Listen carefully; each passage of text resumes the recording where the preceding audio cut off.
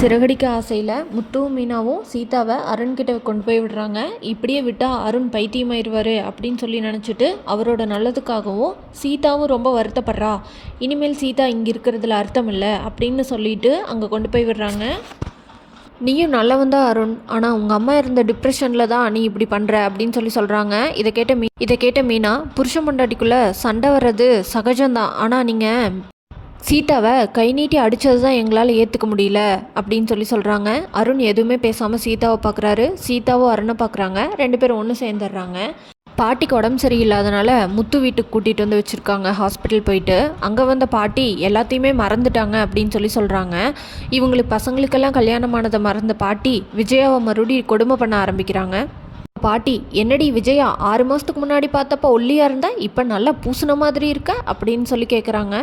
இது என்னடா கொடுமை, இருக்கிற பிரச்சனை பத்தாதுன்னு இந்த வீட்டில் புது பிரச்சனை வேறையா? இன்னும் என்னென்ன நடக்குதுன்னு தெரிஞ்சுக்க நம்ம சேனலை மறக்காமல் லைக், ஷேர் அண்ட் சப்ஸ்கிரைப் பண்ணிக்கோங்க.